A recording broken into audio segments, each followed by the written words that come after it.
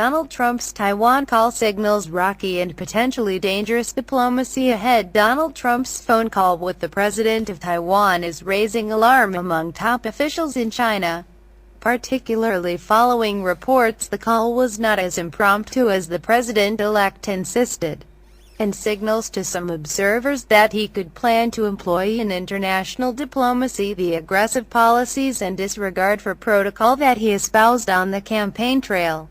The Friday call breaks with 37 years of U.S. policy in balancing relations with China by limiting its interactions with the island nation. Despite Trump's claims that he simply answered when Taiwanese President Tsai Ing-wen telephoned him to offer congratulations, news reports in Taiwan and the U.S., however, indicate the call had been previously planned by both sides' political offices. Readouts of their conversation show the discussion moved beyond mere congratulations and into trade and defense, hinting at the president-elect's intentions to reset one of the world's most powerful and consequential relationships. "It gives me concerns. I want the U.S. to be seen as consistent and predictable," says Bonnie Glaser, director of the China Power Project at the Center for Strategic and International Studies. As for how Trump plans to operate when he assumes the presidency, she adds, "It doesn't look that way to me." Read. Trump continues to defend his call with Taiwan's leader. International attempts to make sense of Trump's actions shifted sharply over the weekend. Chinese Foreign Minister Wang Yi initially dismissed the call as just a small trick by Taiwan, a seemingly off-the-cuff remark that he may have made without the specific approval of top Chinese leaders. Beijing offered a more purposeful tone by Monday morning, when an op-ed published in English through state news service Xinhua warned that Trump needs to resist the light-headed calls for provocative and damaging moves on China by some hawkish political elites. "It would be a mistake to think that Washington could gain from undercutting Beijing's core interests," it continued. "None of the two economic heavyweights could afford a vicious competition with their unprecedented intertwined interests." The op-ed did not mention the call with Taiwan specifically. China's assessment of Trump has fundamentally changed, Glaser says.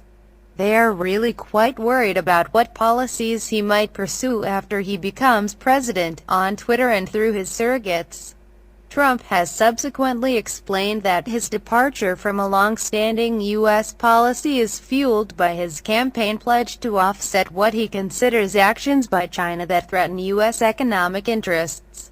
He cited China's devaluing the yuan, imposing tariffs on U.S. goods, and aggressive military actions like building islands and then installing military equipment on them.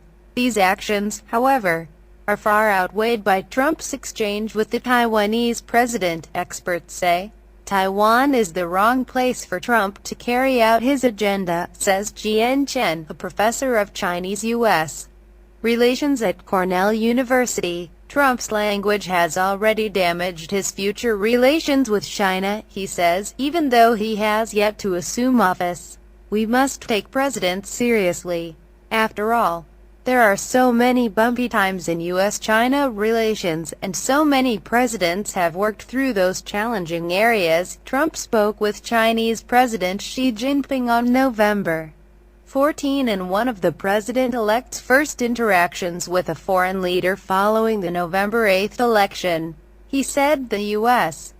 and China's would have one of the strongest relationships during his presidency and expressed optimism about future cooperation. That conciliatory and open language sharply contrasted with his choice in calling the Taiwanese president and with some of the harsher policies Trump offered during the campaign, further befuddling those trying to anticipate how Trump might act as commander-in-chief. "It's very contradictory," Chen says. "We don't know. It depends on how he makes his team. The true signs of Trump's intentions as a diplomat will emerge through his cabinet selections and with whom he fills lower-level leadership positions in the agencies that deal with foreign policy, defense and trade."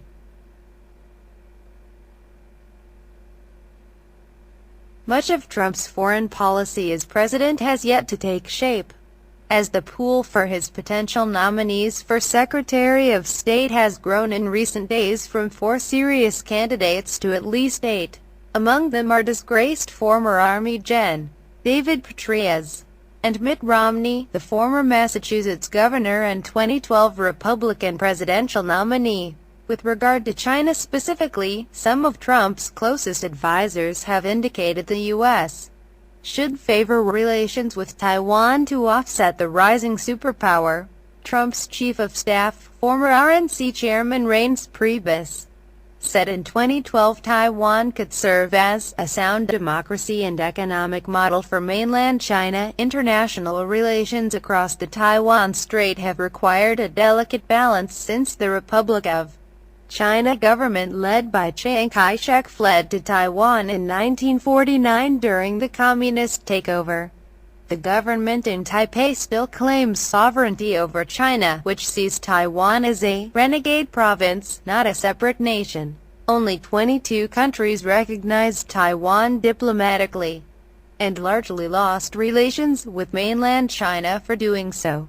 The U.S. maintains the American Institute in Taiwan in place of a formal embassy, and diplomats officially have to resign from the State Department before taking up posts there. Conversely, Taiwan is represented in the U.S. by the Taipei Economic and Cultural Representative Office in Washington, D.C.